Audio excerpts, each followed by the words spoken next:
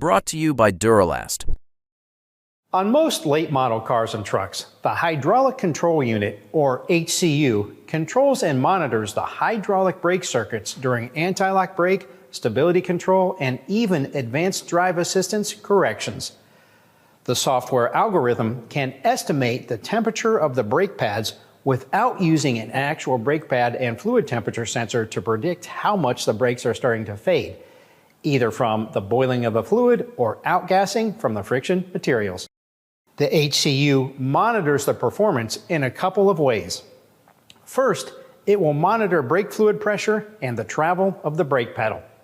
Second, it will monitor deceleration of the vehicle using the accelerometers used for the stability control system. With this information, if the controller estimates the brakes are overheating, it may temporarily discontinue ABS, traction control, and/or stability control to warn the driver to cool down the brakes.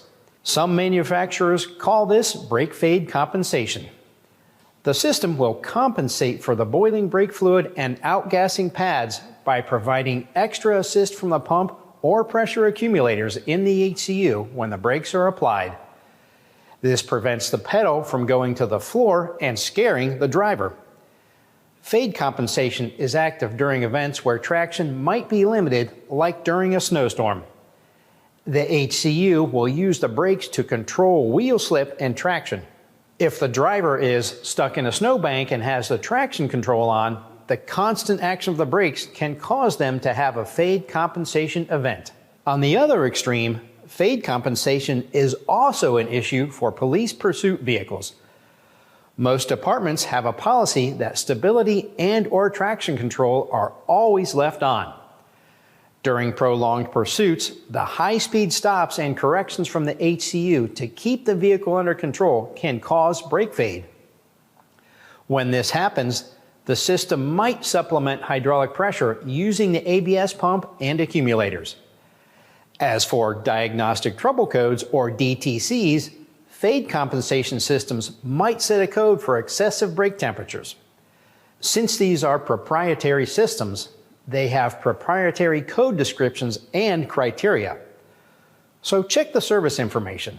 Most of the hard codes will clear when the next key cycle starts, so check the code history if possible.